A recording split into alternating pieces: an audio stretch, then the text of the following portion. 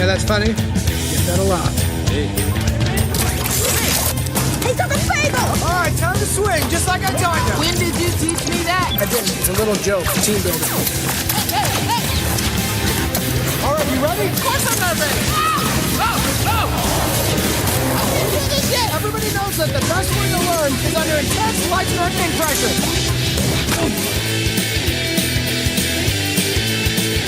Right, welcome everyone. This is episode 51 of the Comics in Motion podcast.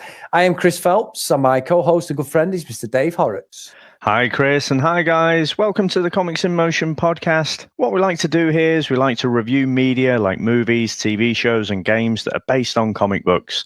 Myself, I'll be reviewing the media mainly from the perspective of a long-time comic book reader, and my co-host Chris will be reviewing mainly from that media perspective, and we'll walk through our given choice of the week and give our thoughts on it. What we also like to do is we also like to spoil the hell out of everything we review. So if you haven't watched our choice of the week, then we'd advise you to proceed with caution. What we also like you to do is we like you to head over to Apple Podcasts or your podcast catcher of choice and drop us a 5-star review. This really helps us to grow the show and gets us out to other listeners. So Chris, we're back again after our little musical number. After cheeky little Loki cast that spell on us. And just want to thank Mike Lee Graham again, MLG, for joining us. He certainly contributed to making that a really fun show. Oh, he's amazing. I've got to say, big thanks to Mike and yourself, Dave. You've put with me for 50 episodes, so we're doing something right. And no, it's a brilliant episode. I've got to say, if anyone's not listened to episode 50, and it's not a case of being a bit big-headed or anything, I honestly believe it's our best show for pure laughs. It's hysterical. And Mike's, like, we've both talked privately, and he's got such a good laugh. Anything we said, he was eating stitches, but it makes it even funnier when it probably isn't that funny, some of the things that I was saying. But some of the observations with Spider-Man with Superman 3 that myself, you and Mike come up with, which segued into all sorts of conversations. And Mike's got a very good knowledge of the Superman origin stuff. When you listen back to some of the stuff we mentioned, he was as knowledgeable as you, wasn't he? And I think he pulled out the bag that we were aware of. But yeah, what a great episode. And we've done 50 episodes and there's been some belters, but that for me was just like it peaked at that one. So we've got a lot of work to do, Dave, to get that standard for the next 50. Yeah. Really good. And we've already started talking, but we'll have to do something different for 100. But I can't do a musical, but we'll have to come up with something different that's a bit more unique as well. Yeah, good stuff, Dave. So what news you got this week for us, Dave? Anything? So I thought the most interesting thing I saw this week was the Disney chap, Kevin Mayer, said there's a possibility that the Netflix Defenders could come across to Disney. Now, this has been reported everywhere, and a lot of certainly the clickbait sites are putting their own little spin and interpretation on it. All he said is, they haven't had any talks, but it is a possibility. So I guess the positive thing to come out of it for me is that, from the Disney side at least, they're not closing down the Defenders effectively. They're open. These are still, Marvel properties. And so probably we are going to have to work through the next couple of years not really knowing exactly what's going to happen to these characters, because I don't think they can start developing new shows, while they're owned by Netflix is how I understand it. But let's keep our ears to the ground and see what happens there. Yeah, good stuff. I think as well, Dave, we've been banged on about this. We know the Punisher is coming, which obviously is an extension of that world as such. And that's the Netflix one. I honestly think, again, it's going to follow the same pattern, and that will be the last, series of the Punisher. And just Jessica Jones, I've got a feeling, whether they're developing some at the moment, but I think Jessica Jones could be the next one to go, Dave. That's not been confirmed yet, but I think it's pretty obvious that that's good. They're all going that way. Yeah, and I have to say, in terms of casting, they've just nailed it so many times. Charlie Cox as as Daredevil, John Bernthal as the Punisher, Kristen Ritter as Jessica Jones. For me, they've nailed all those characters. The guy whose name I can't remember who played Bullseye, Vincent D'Onofrio as Kingpin. They've nailed the casting so well. I don't want to see a complete reboot where they roll the dice again on the casting. I mean, in terms of karma, I guess you've got Iron Fist to balance everything out there. But no, I think they've done well with the others, and I'd love to see more new shows, maybe developed on Hulu or something. If it can't be the Disney streaming service, and carry that universe on, but let's see. Yeah, no, I think it's a good point, to be honest, Dave. So, Chris, as well as our choice of the week, obviously, have you been out to see much recently? I have actually. With me, Odeon Limitless, we've missed a couple of weeks while we was away in Vegas and that, so we're catching up on some of the films that have come out now. Watched Aquaman, which I know you haven't watched yet, and we're going to review that very soon, aren't we, in our next episode. I won't reveal anything, but smile on face. That's all I'll say. And then last night I watched an absolutely amazing film, which has been out for about maybe 2 months now. Is Star is Born with Lady Gaga and Bradley Cooper. What a film. And I do recommend, if you're going to go and watch it, please watch it at the cinema. But the singing from both of them, he does all his own singing and everything. Fantastic, Dave. What a film. Absolutely. Something completely different to what I'm used to. And I did it more to help Sam because she's had to endure most of the films that we review so long. She's got away with this one we're going to review today, but brilliant. And then tomorrow we're booked in already to watch Bumblebee as well. So and that's a really good. That's about 98% on Metacritic at the moment and Rotten Tomatoes. So I'm really looking forward to that. There's a lot coming out, in and around now. So we are going to release a couple of episodes this week, which is double what we normally release. But there's just so much good that's coming out, because I think you saw Creed as well, didn't you? Oh, brilliant! Yeah, as a massive Rocky fanboy, brilliant, Dave. I mean, it was the Rocky, it's the Rocky template, but it was really good, Dave. Really good, and definitely something I'd recommend for anybody to watch. It's really good. Just going back to A Star is Born, you know what? I'm going to go on record and just say, I hate Bradley Cooper. He's just got everything, hasn't he? He's such a good-looking bloke. He's a fantastic actor. And now he can sing as well. It's just, oh, come on. Leave some for the rest of us. Dave, he is really good. Really good. Top man. Yeah, no, obviously I'm jesting there. I think he's amazing. I have a huge amount of respect for him, and he has worked hard to get where he is. It's not just because he's a good looking bloke. Like I say, he's worked hard on his craft. So yeah, good luck to him. Exactly. Now, Dave, today's episode, again, before we get into the review, is sponsored by our good friends at Sudio. It's get over to www.sudio.com. Obviously, if you want the latest technology in wireless and wired headsets, earbuds, these are the guys. And there's plenty of peripherals you can get to add on. And there's just about time to get your orders in before Christmas. But if you do get any orders in before Christmas and you use the code Comics in Motion Podcast, you get 15% off all orders. And there's a special Brucey bonus of a Christmas box, which includes some earbuds and a couple of other things, plus free delivery. So get over there to Sudio.com. And I'm not sure we're going to have the jingle today, Dave, which was absolutely fantastic. I must add that you did last time. Absolutely amazing. But the guys over at Sudio are fantastic, and they give myself and Dave, obviously we're rocking the pair, I say it every week, and I'm not just saying that. I use my Sudio Regent all the time in the gym. The wireless headphones, and they're brilliant. The sound is fantastic. So when I'm training, I've got YouTube on or whatever, podcasts on. Fantastic, and they're as good. I think they're as good as any of the other bigger makes that are out there, Dave. Awesome. So, do you want to tell us what our choice of the week is? Yes, it's a cracking choice by you, Dave, something that's just recently come out in the cinema, and it's Spider-Man Into the Spider-Verse, which is an animated film. And yeah, so what have you got for us, Dave? Comic book background?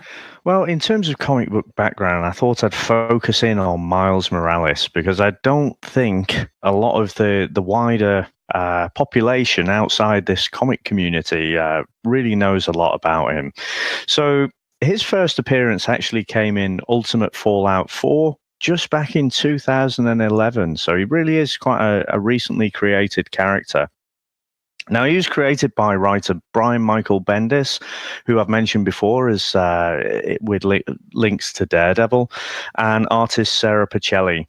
Now, his likeness is said to take inspiration from former US President Barack Obama and also Donald Glover. Now, just to go into the context of where he's actually come from. So the main Marvel universe is known as the 616. Because they have all these parallel universes and they do all these jumps and things and go off on adventures. But 616 is the main Marvel universe that has been there since the start. Now, there was a Marvel Ultimate Universe, which was basically a reimagining of the mainstream Marvel Universe.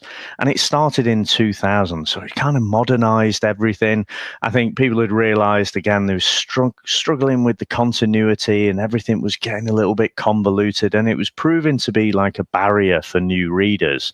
You know, you had to have, decades worth of history behind you. So it was quite a nice line. Now, the two main books which launched this universe were Ultimate Spider-Man and Ultimate X-Men, and then they built on others as well. And actually, the Ultimates was basically the equivalent of the Avengers, and that proved quite a big inspiration for the Avengers Assemble movie. Not in terms of the storyline, but just how could you introduce a lot of these characters and get them working in a modern-day environment. And our mate Mark Millar was the one to write that. Now, in this Ultimates universe, there was a big event called the Death of Spider-Man.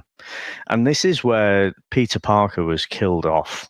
Now, out of that, though, we had the creation of Miles Morales, who would go on to be the Spider-Man in that Ultimate universe.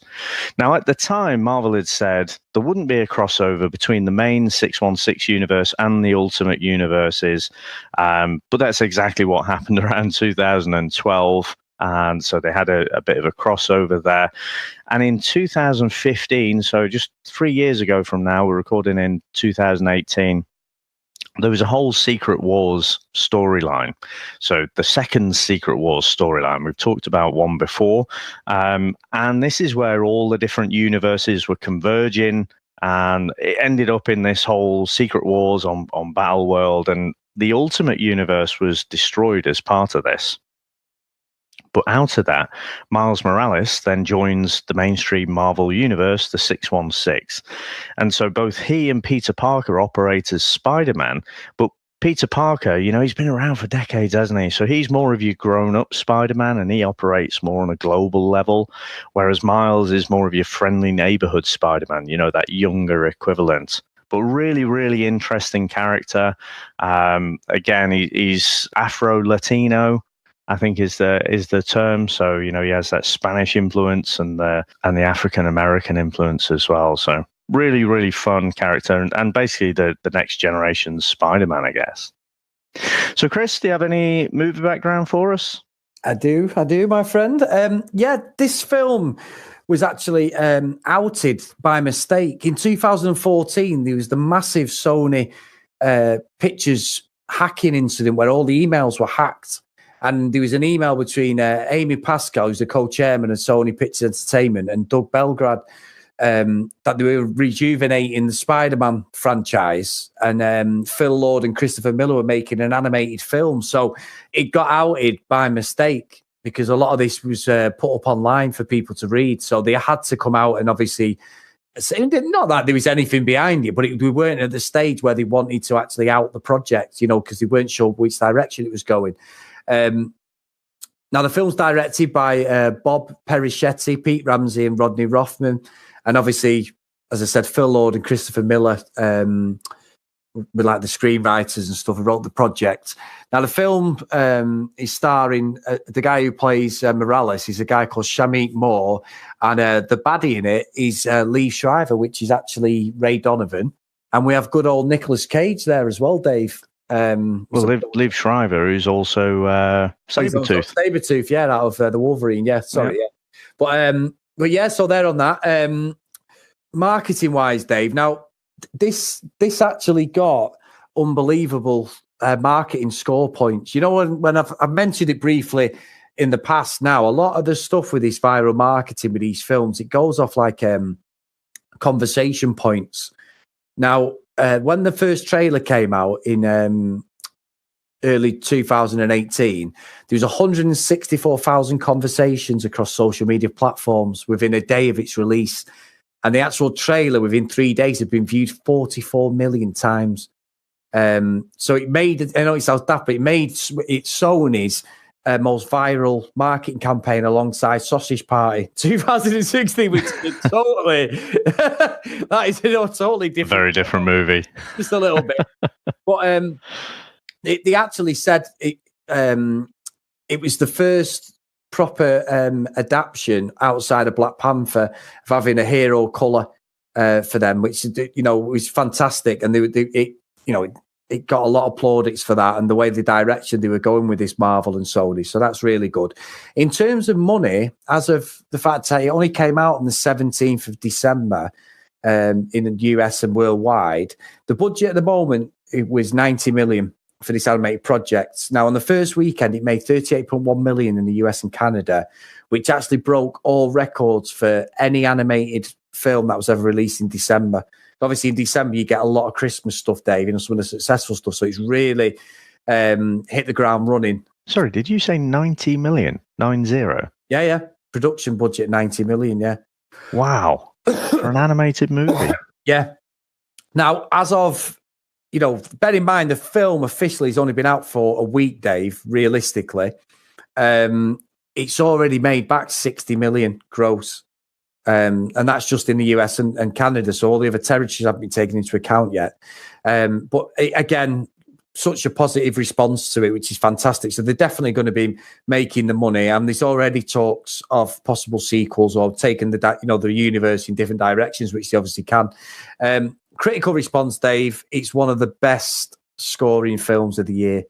On Rotten Tomatoes, it's got a 97% approval rating. Now, I know, and that's off 269 reviews, which is a hell of a lot of reviews. Some of the scores where we've given in the 90s off Rotten Tomatoes, there's only been maybe 50, 60 reviews. Now, this obviously will be reviewed wider spread because of the comic book world as well, Dave, not just the film buffs and that. And it's quite interesting because considering the panning that films like Venom and Bohemian Rhapsody, which I absolutely love both of them, as you know, it's quite interesting, the scoring. Now, on Metacritic, it's on 87 out of 100, which is one of its best reviewed films of the year. And audience review scores, it's at A+ already by just general normal people like myself and you. So it's been an absolute hit already. And obviously we'll get into what we're going to give it and have a chat about the film. But yeah, so I think we're safe to say Sony are definitely going to be expanding upon this universe. Yeah, that's amazing. I can't believe that budget figure. I mean, they say, don't they, because you've got all the marketing costs as well, as a rule of thumb, and it's different in every case. But as a general rule of thumb, they say double the budget, and that's really your break even. So you're looking at, they need to get to about 180 million then. But it looks like, and I'm sure with word of mouth, you'll get people going multiple times. You'll get other people who were probably on the fence going. You'll also get a big influx from the DVD market, Blu-ray market, or whatever.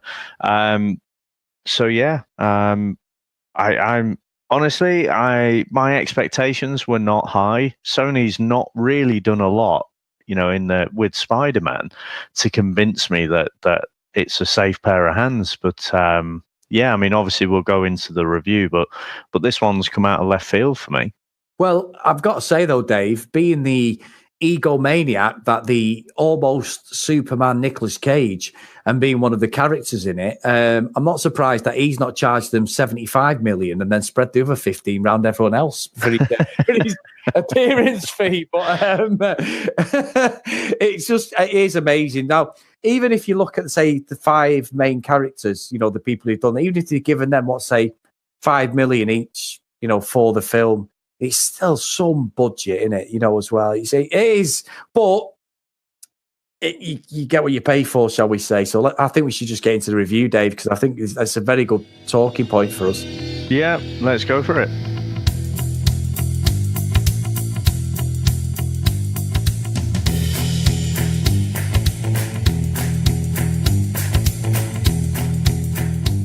Now, Dave, just before we go into plot points, I've got to say that watching this film, I absolutely hated every single fibre of you, because what you've done for me is absolutely ruined 40 years of believing that there's only one Robin, there's only one Spider-Man. And I was watching this thinking, Dave Horrocks, you absolute W.K. ER or something like that. But yeah, I was thinking that didn't even make sense, but you know what I mean. But basically, I am not happy watching these sort of films that you're introducing me to, because Peter Parker is always going to be my Spider-Man. But let's get into the review properly. But I just thought I'd bring that disclaimer in, Dave, before we go any further. Yeah, no, and he'll always be mine as well. But as the decades roll on, time doesn't move forward in the same way in the comic book world. But I do like these new characters coming through, and I think for younger people, certainly, they'll identify with different people as Spider-Man and different people wearing different vigilante masks. Yeah, it is. It's interesting. But yeah, sorry, Dave, I just thought I'd bring that disclaimer in. Okay, so I guess we start off with the movie, don't we? And we get to meet Miles. And obviously he idolizes Spider-Man, and his dad, who's a policeman, is clearly not a fan, taking a leaf. Not quite a J. Jonah Jameson style, but, he's probably given a realistic perspective from the policeman, someone who operates within the law, operates within a lot of constraints and boundaries, and you have this superhuman being just off doing what he wants, seemingly. Now, we also get to meet Miles's uncle, Aaron. Yeah, who seems like a kind of cool uncle. He encourages him with his graffiti, and he takes him off to an abandoned subway station where he can draw and practice his art. And then when he's down there, essentially, he bit like the Peter Parker Spider-Man, he ends up getting bitten by a radioactive spider and gets his abilities. So what do you make to this whole introduction of Miles Morales and, his mum and dad and his uncle and, the character of Miles? Well, I'm just waiting for Peter Parker here, Dave. I've got to say, 40 years old man has always grew up with Peter Parker and Spider-Man. And I'd seen, and like you'd had, obviously, we've reviewed Venom, and this is the actual 5-minute trailer sort of little snippets from this film alludes to that, watching the official trailer at the end of Venom. So I wasn't sure what to make of it. But like I say, I just think the art style, especially at the beginning, Dave, because it takes so much stuff from what I loved about Spider-Man. There's so many throwbacks, isn't there? While he introduced like the intro, that regarding the old Spider-Man, what I used to watch from like the 60s and stuff, isn't there? Yeah. And it does flick very cleverly. This is what I was saying about the budget, I suppose.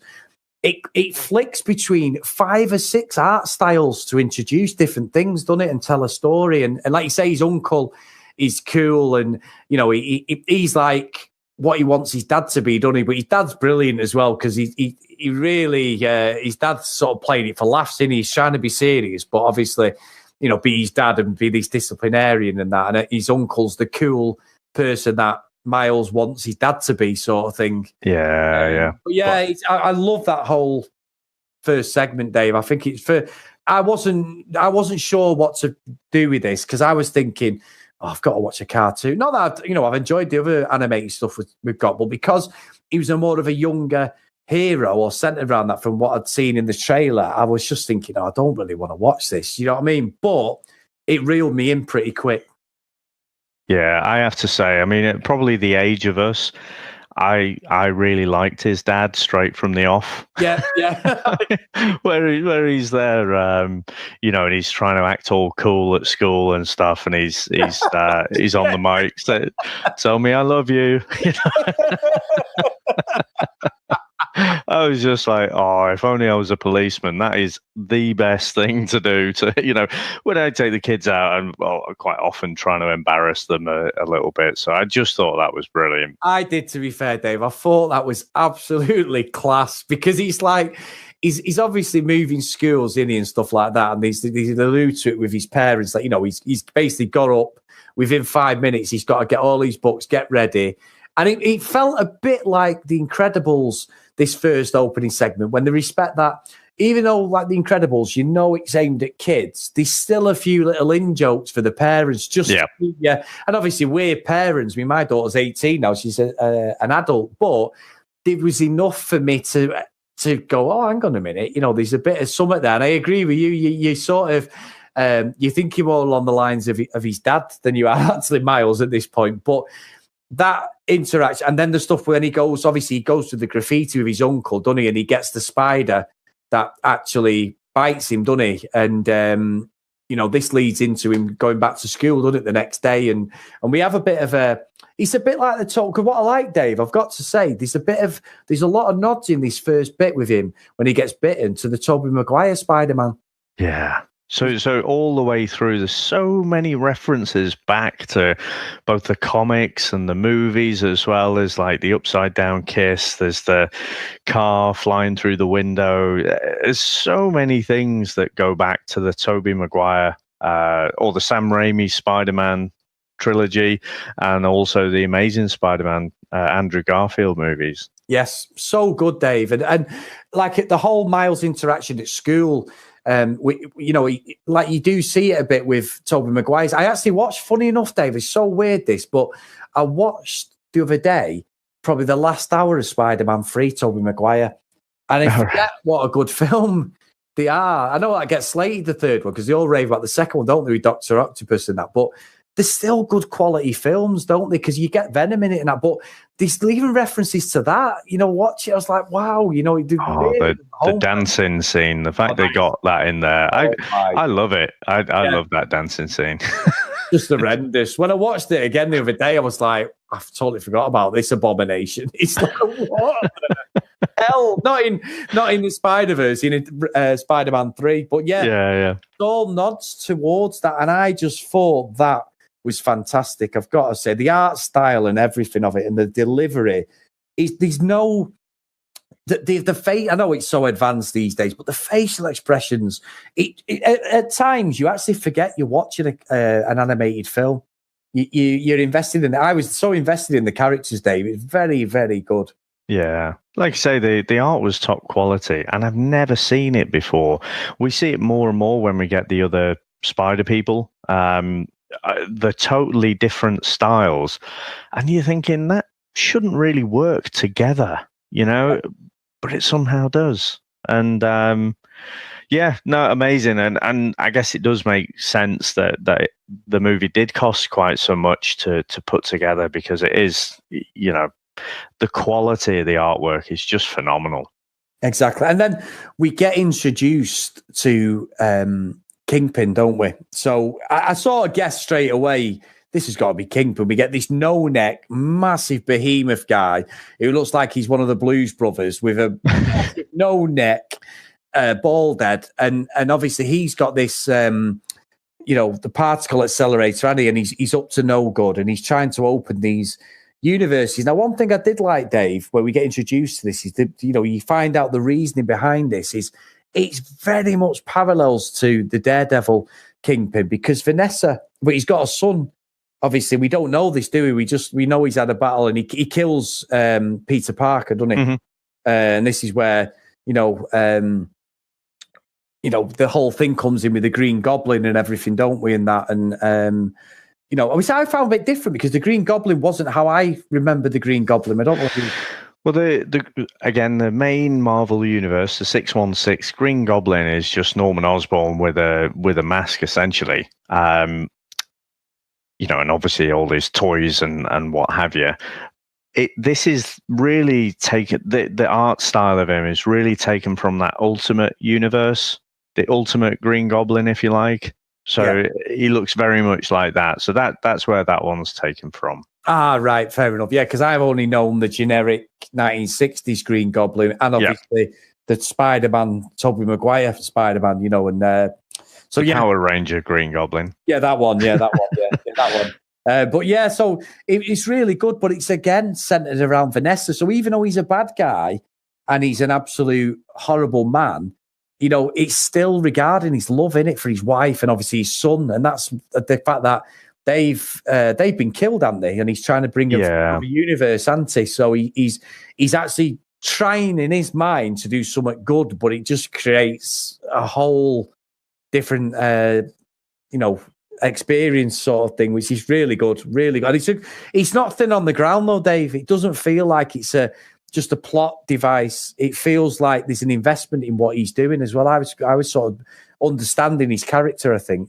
Yeah, it's definitely true to the Kingpin character, and that's what I would say, isn't it? Because there are different stories in the comic books that this movie's taken inspiration from, but it doesn't follow a particular narrative directly from any single one of the comic books, but it gets the essence of the characters so right in every character, I think. And so, what do we know about Kingpin? Well, he is, ruthless, but when it comes to Vanessa, that's his Achilles heel, really. He does have an unconditional love for her. And you can imagine that, if he lost Vanessa and his son tragically, then he'd do anything within his power to try and get them back. So yeah, I thought it was great in setting them up. Yeah, really good, really good. And obviously, Miles meets Peter Parker in his world, doesn't he? Who's killed by Kingpin, but he gives him a thumb drive, doesn't he, just before all this happens. And it's great the way they do it, to be honest, Dave, because it's sad, isn't it? It's sad, and the sort of the depression that reigns over New York after Spider-Man Peter Parker's dead and they reveal who he is, this 26-year-old reporter and stuff. I thought it was really, really good, really well done. Yeah, it's almost Disney-like, isn't it? You always have a bit of tragedy at the start of a Disney movie. And what did you make to him being blonde? Yeah, I wasn't sure on that. I'll be honest, I wasn't sure, but obviously I understand in the next couple of scenes why he was blonde, because it's a different universe, isn't it? But I think that's a callback. So there was a whole Clone Saga event back in the day, and essentially one of the clones, this guy called Ben Reilly, was a clone of Peter Parker and dyed his hair blonde to differentiate him from the main Peter Parker. So I think that was a direct callback to that. Ah, right. I just thought it's because he was in another universe, because he's usually got brown hair, hasn't he? Yeah. So yeah. No, that's a good point, Dave. I didn't know that. So good stuff. And then obviously we get all this now with Miles, where he realizes he's got these powers, doesn't he? And then he's growing a little bit, and he's basically Spider-Man Tobey Maguire, isn't it, really, the start of it? He's trying to do what he did in the film, really, which is a great little callback again of discovering his powers and trying to work out how to use them and stuff, doesn't he? Yeah, and I think he spent a bit longer struggling with his powers, which I quite liked, because even in that original Tobey Maguire Spider-Man, he had a little almost training montage. He was struggling with his powers, but then he was very quickly kind of Spider-Man, wasn't he? Yeah. Whereas here, you have that definite callback, where he goes to leap across the buildings but ends up falling down in a quite comical way, and so I think that was absolutely an homage back to that original movie. Yeah, because there's like a moment where he walks up loads of stairs, doesn't he, and thinks, I've got to run from building to building. And then you're thinking, he's going to jump here. Maybe he's going to fall, but he's going to jump. And then the next minute, he's walking back down the stairs. And then he has a finger conscience. And I really like that. It was very, very a visual comedy, which worked really well, to be honest. Yeah, yeah. But then I guess one of my favourite characters gets introduced, doesn't he? And this is where, we see the effects of the particle accelerator. So we get Peter B. Parker, who's been pulled into the universe, and essentially, without body shaming him, you'd probably, if you were unkind, you'd call him Fat Spider-Man. Yeah. With jogging pants on, sweatpants as they call them. I didn't realise, Dave. I'm reading our note. I didn't realise it was Chris Pine. So yeah. So it's another DC Marvel crossover again.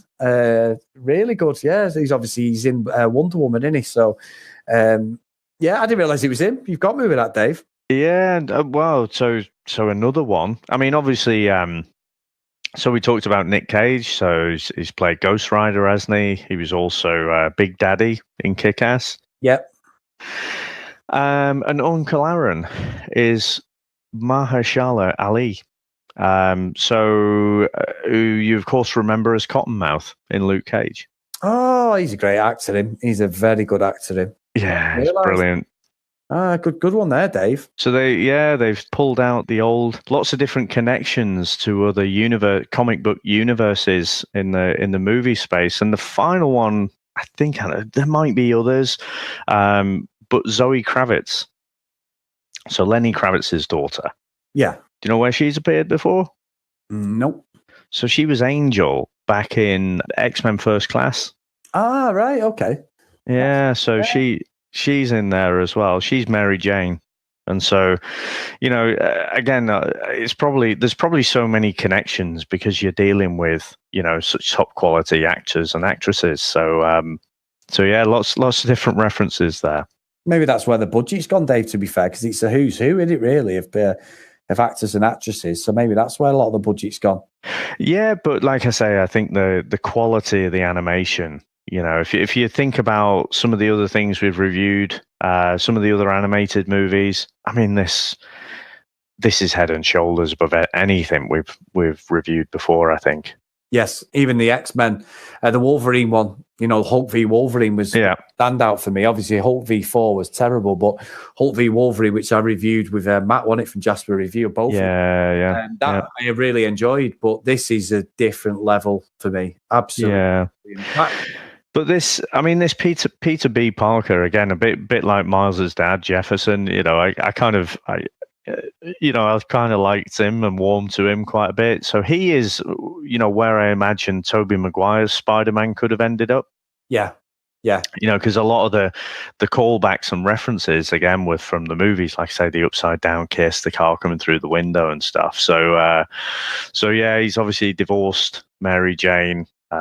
He's hit the food quite a lot and ultimately just seems pretty jaded, doesn't he? Yeah, he does. But again, it's a bit like the Deadpool, isn't it? Breaking the fourth wall down, because he isn't this absolute muscle bound anyway. I mean, Spider-Man's always been slight anyway, hasn't he? Because he's supposed to be like a young kid just out in high school, or when he leaves high school, he's always had that build. But this is like a more realistic approach, which is great. It's really for laughs as well, and it works really well. Yeah, I definitely liked him, and he kind of begrudgingly agrees to try and train Miles up. Doesn't really want to, but it seems to, be a way ultimately for him to get back to his own universe. And so, they look to see if they can break into Kingpin's den, if you like, and then they go ahead and do that. Yeah, then obviously Miles has got, he's trying to control his powers, but he's got a couple of different things to what the standard Spider-Man has. He can turn himself invisible, and he has this sort of rage, sort of venom blast, doesn't he? But he can't control it, and he can't do it on tap because, I'm going to, something that comes up in a bit, but there's a bit that really made me laugh where this whole segment now is where obviously we get introduced to Olivia Octavius, don't we? Which I didn't realise was her, and she turns out. But what's quite good, Dave, to sort of segue the different parallel universes, her octopus arms are not the Dr. Octopus ones, which we see later on, don't we? But they're more of a hybrid of Dr. Octopus, because obviously it's a she, Dr. Octopus, this one. It's not... she's always been portrayed as a male in the cartoon, as I know. So it's interesting the way and some of the concept of the design and the drawing that they did it. I really like that and what they did with her. And obviously they go to rescue Spider-Gwen, don't they? Gwen is the girl he met earlier on in school, who he actually put his webs on her hair, and we had to cut her hair off. So she's got like a bit of a hipster shaved one side of her head, which is not intentional, but Miles didn't really give her much choice. So she reveals herself as a parallel universe Spider-Man, doesn't she, in a white suit, and she's pretty cool as well. Yeah, so I mean, Spider-Gwen, or in her own universe, she's just the Spider-Woman of that universe. Yeah, is that the comic book origins, Dave? Sorry. Yeah, so she's been a really popular character, and she's come out of one of these crossover events, and yeah, I think the design of her is just struck a chord. So much so there was actually another character who was introduced called Silk. So it's basically a female equivalent of Spider-Man. She was introduced before, but since Spider-Gwen's been introduced, I think Silk's had to take a back seat because people have just taken to the character. And of course, in the main Marvel universe, Gwen Stacy was killed. She had her neck broken when Spider-Man tried to save her, and unfortunately save her from a fall, and unfortunately ended up breaking her neck. So this Gwen Stacy character, Spider-Gwen, has been really popular, and I would be amazed if we didn't see more of her in this kind of cinematic universe very soon. Yeah, good. She is a good character in this. She's a strong character as well. I do agree with that. And obviously, Gwen takes Spider-Man or Miles and Peter B. Parker to see Aunt May. But this is where we get introduced to all the other characters, and don't from the other universes. Yeah. And I've got to say, Dave, what is going on with Spider-Ham or Peter Porker? He's awesome. I know he is, but it's just what's his name, innit? Porky Pig. I was just waiting to go there. That's all, folks. You know what I mean? He's an absolute rip-off of Porky Pig. It's brilliant. Yeah, there's a whole universe that he incorporates, and there's like animal equivalents of all of the different characters. Like Thor is like a frog version of Thor.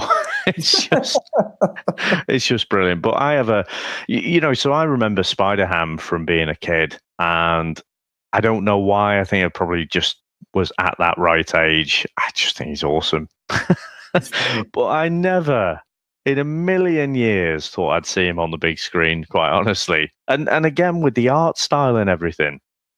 So we had that very kind of anime Penny Parker with a little robot there. We had Spider-Man Noir as well. And they all had their own art styles, but it all gelled together perfectly on the screen. And when Spider-Ham walks up and, is it going to get any weirder or whatever it is he says, I'm just like, I am loving this. Yeah, it's brilliant. It's brilliant because we get a segment now where they're all there, aren't they, talking? And Peter B. Parker's bigging Miles up, and I was laughing at this and saying, like, yeah, he makes himself invisible, and Miles is really straining, and he's like, but not on demand. And he's also got a Venom Blast, and he tries that, and he goes, but not on demand, but it's like he doesn't sound very good the way I've said it, but he tees it up really well. It was like, the Peter B. Parker still got that funny personality trait that Spider-Man has, where he's a bit of a wise guy, isn't he? Joke. So I was thought there was some funny skits between him and Miles in this film.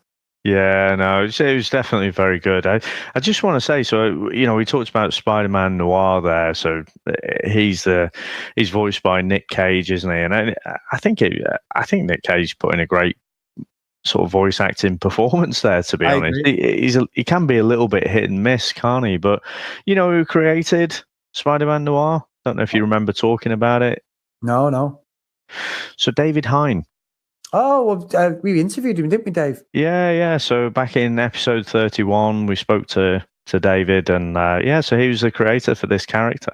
Oh, I bet he's happy with that. That's brilliant. And he is, Dave, you're absolutely correct. And I'm not just blowing smoke up Nicolas Cage's backside here. He genuinely, his voice suits that noir character because the whole styling of the black, Spider-Man sort of detective any type outfit. And all you see is the outline of him other than his eyes. He's brilliant. It's so, like you say, you've got 4 or 5 different art styles going across this. You've got the whole sort of Japanese manga spider, the girl, aren't you? She's there. And you've got obviously Porky Pig or whatever he's called, Spider Ham. But the pencil lines and the drawing doesn't, it's not all one colour, is it? The whole lining and the outline and the 4D representation of them is across their own universes, which is really hard to put on screen, but it works so well.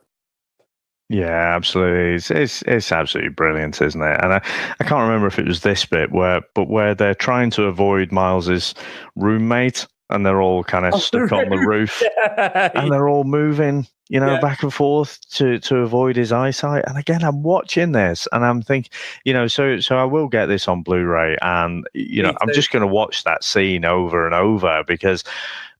Again, I have all the art styles right next to each other, moving in slightly different ways, but in unison. It's just so impressive. Yeah, it is impressive. Really good. It's really good. Now, obviously, there's a bit of a segue, which I didn't even see coming in this film now, Dave, because, Miles is struggling with his powers, but it's almost... I just didn't see it. I thought it was a great twist, but Miles discovers that the Prowler who's been following them and Peter Parker around, Annie and stuff, is actually his Uncle Aaron, which is it totally told me off guard. I wasn't even expecting. Now, they'd alluded to with his dad and him calling him, and it's like I'm out of town for a few days and all that. But I didn't expect that one bit, Dave. And I thought it was a great twist, a good plot twist. Yeah, and that's they did it in a different way, but that's straight out of the comics. His uncle is the Prowler, and so I guess it's one of those where the comic book movie lovers watching it probably knew exactly where it was going, but I don't think the movie sort of hinted at anything, to let you know that. But yeah, really good twist, and so he's obviously found him at. He's discovered that he's the Prowler at Aaron's apartment and then sort of headed back. He's avoided being discovered and heads back to Aunt May's house.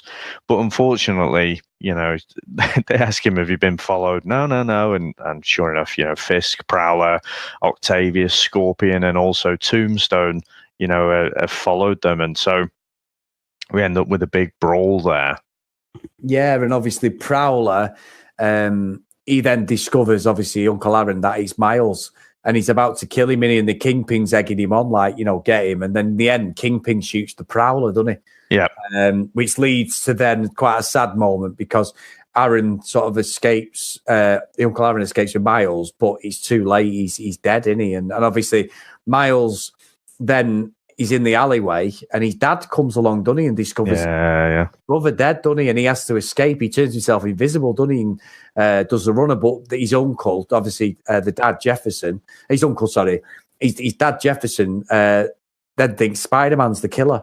Yeah, so, he's crying and wants to tell his dad that he's and he sees it himself. He sees it's his brother. So that's it's very hard in an animated film to get you. Your stuff like Bambi and Dumbo and stuff like that from years ago, but they're quite sad films. To portray it in a superhero film, I thought it was pretty impressive, to be honest, Dave. I was really involved in this. It's a proper lump in the throat job, I think, to be honest.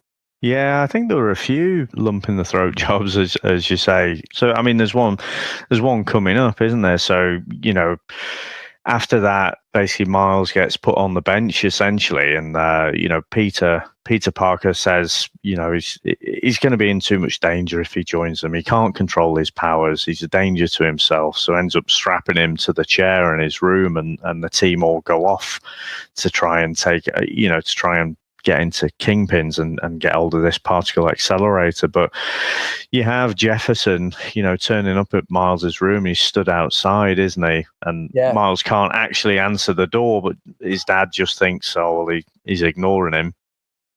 And so I thought, that scene where he's talking through the door, I thought that was really touching as well. Yeah, I thought it was really good because he sees the shadow, doesn't he, of him under the doorway, knows he's there, but he thinks he's not speaking to him because of the fallout and stuff. And he's like, call me when you're ready, sort of thing, and he's holding back the tears, the dad. But the dad's Jefferson's got a great police suit on. He's got that, because it's raining, he's got the full, leather trench coat they wear, hasn't he? It's like, it's not really a trench coat, is it? It's like a poncho. It's like a poncho, leather poncho they have on. And I thought that the drawing of it was so impactful because his dad's a big bloke, isn't he? He's a big, muscly, V-shaped cop sort of thing. Because I must admit, I was thinking, his dad's not got superpowers, has he, as well? You know what I mean? But I thought there was going to be a bit of a double twist at some point because his brother's the Prowler, but obviously not. But yeah, I agree. It's a fantastic scene, that really well put together. Yeah, absolutely. And so, saying those words and basically, hearing from his dad that he believes in him, spurs Miles on. So he ends up escaping, doesn't he? And so he goes off to join the fight. But just before that, he gets a new suit from Aunt May's collection there. Yeah. And this is where you see the ultimate Spider-Man suit, which I quite like, to be honest. Very, very different from the original Spider-Man suit. But I kind of think it's quite cool. Yeah, he sprays it though, doesn't he? We get a bit of an A-team segment, don't we, where he actually sprays the suit. And I like the fact that it's a black suit, but the eyes have got the red on, haven't they, to still signify that. I do agree with you, because Aunt May's very much portrayed on the screen. She looks very much like Sally Field, who obviously plays Aunt May in the film. Yeah, and the Amazing Spider-Man movies. Yeah. So very, very well done. But I've got to say, Dave, again, it's all stuff where you're just totally invested in the story. You're like, go on, Miles, he's going to redeem himself at some point. It's a standard superhero film, innit? They're finding their origins. We get a couple of bits where they have a couple of victories, but then we get the bits where, in any of these films, where they skip a beat, don't they, but come good in the end. But, it's the same formula, but it's just so well produced, directed, acted. It's really, really good. The production value of this, Dave, he's a million times better than that X-Men Hulk v Wolverine. It's a totally different. That's a Saturday morning cartoon as such, with a bit of gore in it. This is a really, really good. It's almost like it's on the same level, I think, a Toy Story, Dave. That production value.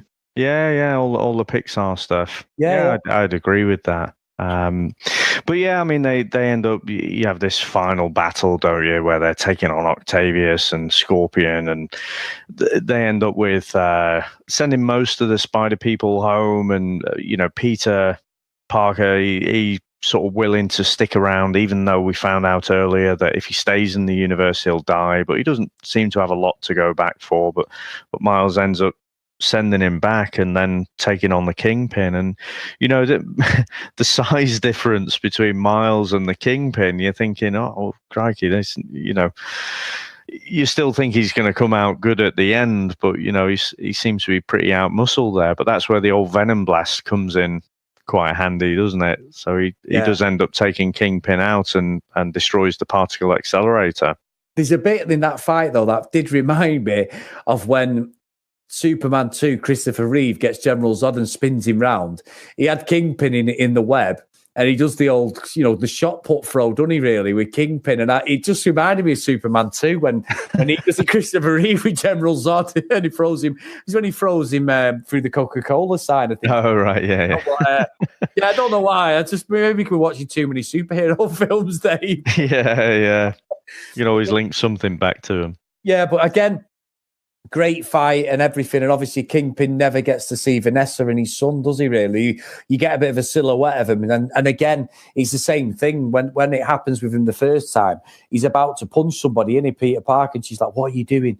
Wilson, what are you doing? And they disappear, and you get that same thing from a different universe, don't you? Yeah. Just not enough, and everything sort of moves back to what it was, basically, doesn't it? The whole universe is just change back to as they should be. And I do think as well, it's one of these where, his dad then realizes, because he's watching all this, and he as the universes are sort of almost being sucked into each other, that, Spider-Man is a good guy. And he can see his dad all the way through the film. He's been anti-Spider-Man a little bit, and to the outside world, but you sort of see him talking to himself, going, go on, Spider-Man, get up, and not realizing, obviously, it's his son as well. And we get an interaction between Jefferson and Spider-Man, don't we, Miles, where Miles puts on a deeper voice, yeah, thank you, and all this, And I really like that. I really did like that. I thought it was quite funny. I thought it was brilliant. And, again, the size difference, this is a young, the endearing thing about Spider-Man in the first place was he was at high school. So he's a young kid. Stan Lee used to tell a story that, he got Jack Kirby to draw the original Spider-Man, but he was too big, he was too muscly. So he ended up getting Steve Ditko, and he drew a much, slimmer, more slight kind of Spider-Man, and that shaped the character for years to come. But this Miles is even smaller. And, next to his dad, who's a big bloke, and he just gives him a big hug, Yeah. And he's just like, I love you. And Jefferson's like, what?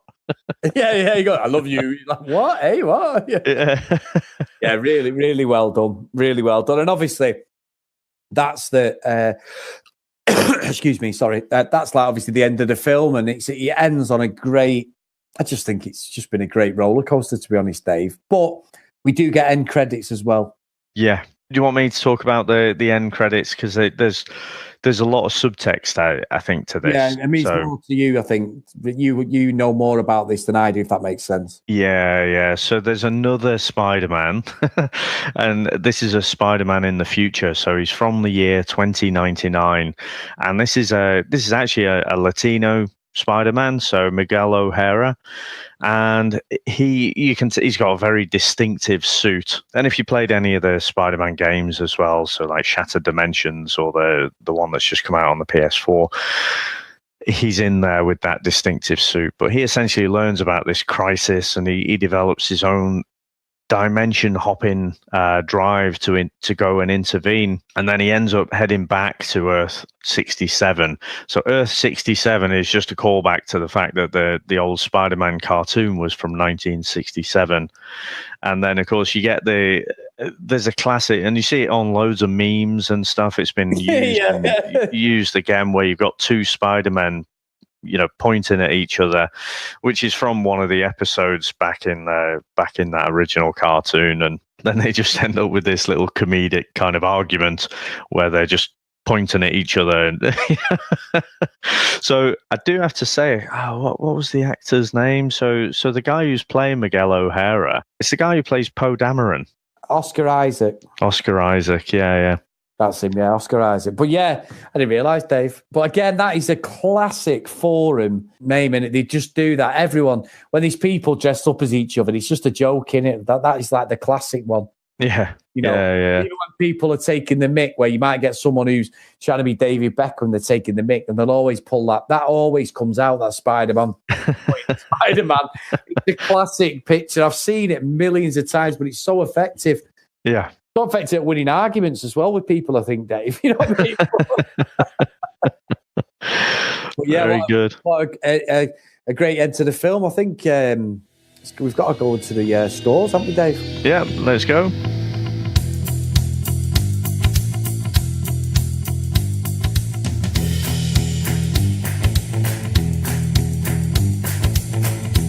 Now, I think, Dave, to be fair, I think it's me this week first.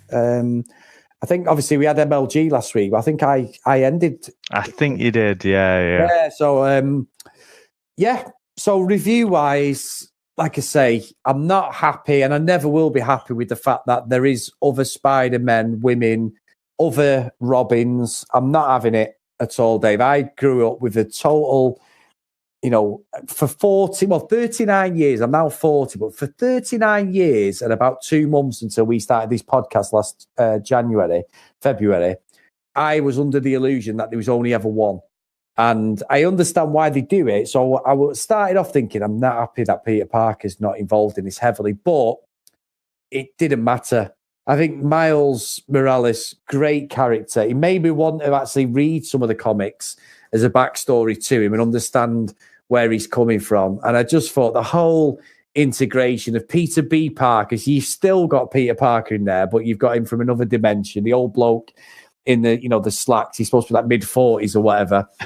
A bit of grey hair. And the Nicolas Cage one again, cracking. They all are, Spider-Ham, the manga one, the brilliant Gwen. They're all really great characters. And I think everything, and we've said this before, it's become a bit of a common theme with myself. It's something you brought up originally, Dave, and I think it's so true, and I always go back to it. But you've got to have strong baddies for a strong buddy. Yeah. Daredevil recently, it's a series, but Daredevil, as we all say, is one of the best series ever. And that isn't really because of Matt Murdock. That is because of the Kingpin, Wilson Fisk, Vincent D'Onofrio, because of his performance, the believability. There's almost a likability to his character. And I think what they do in this, Fisk is just an out-and-out horrible man, but his intentions are actually quite good. It's just, unfortunately, he doesn't know the difference between right and wrong, and it just ends up in everybody.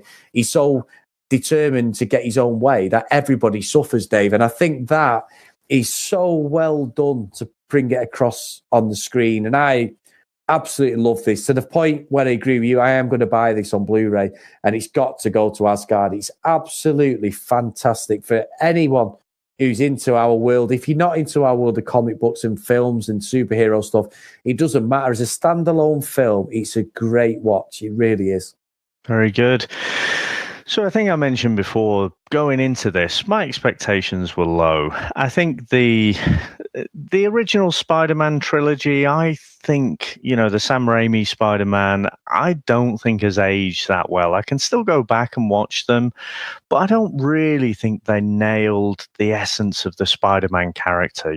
All of that insecurity, the real wisecracking, which is driven by the insecurity. I don't think they got that. The wrestling with the powers, the struggling with everything.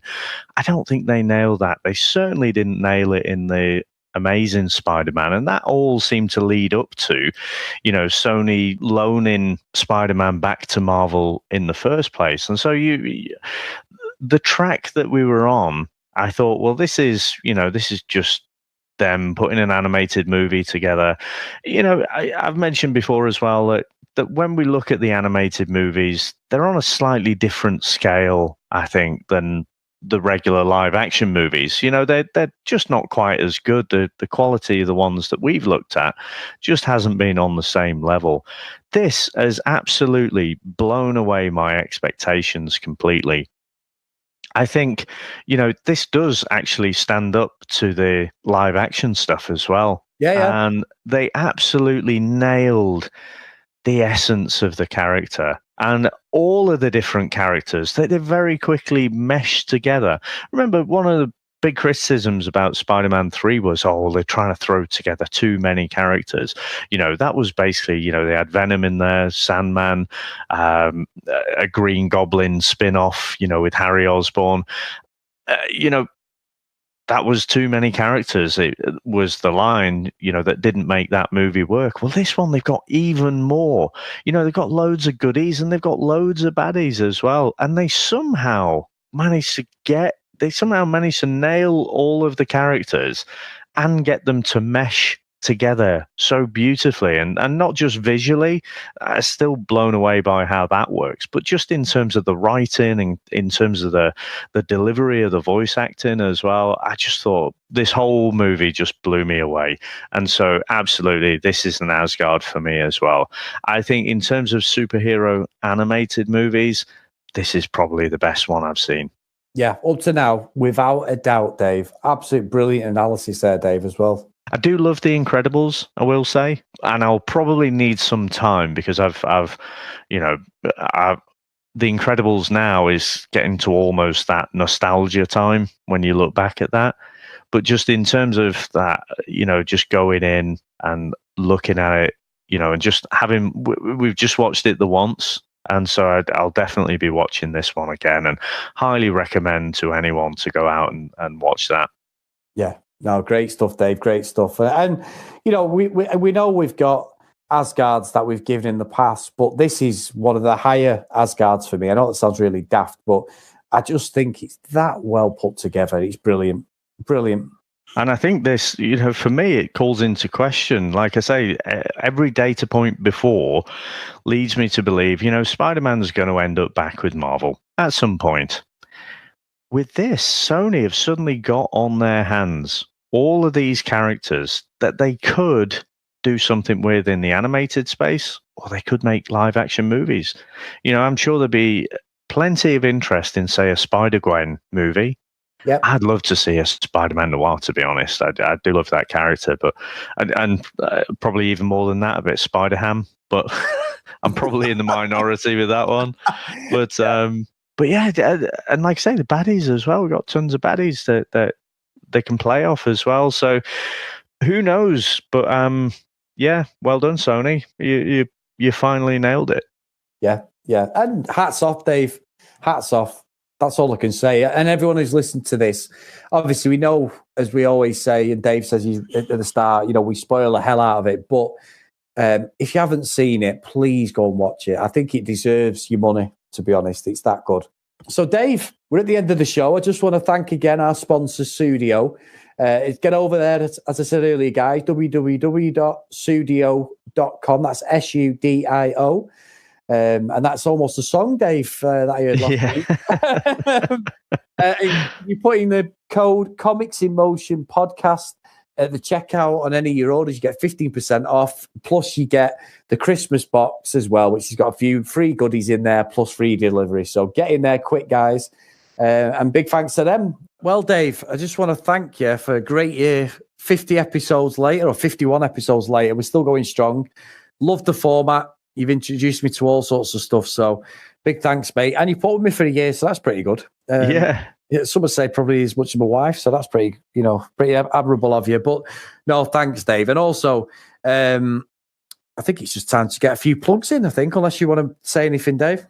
Well, no, again, like yourself, great year. It's not quite the end of the year for us, is it? It's not quite Christmas. So we'll have Aquaman coming up as our next episode, and then we'll have a real surprise Christmas special.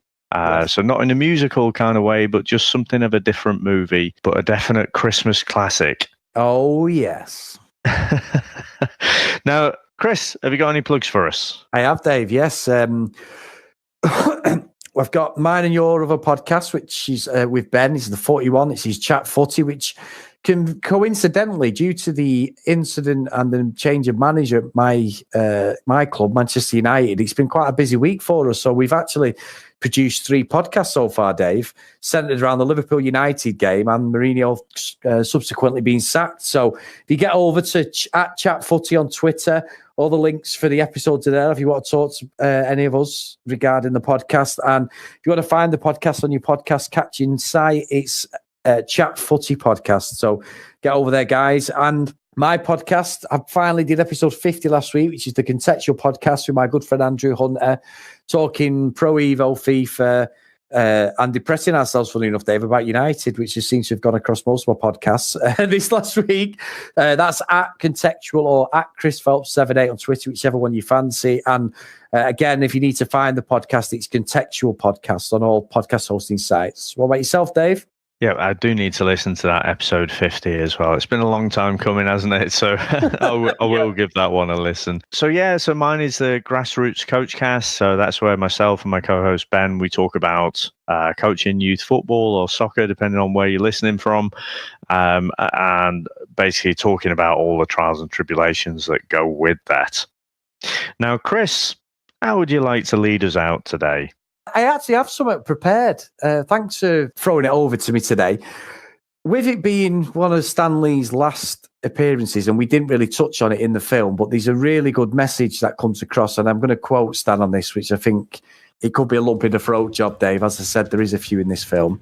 And he simply says, that person who helps others simply because it should or must be done, and because it is the right thing to do, is indeed, without a doubt, a real superhero.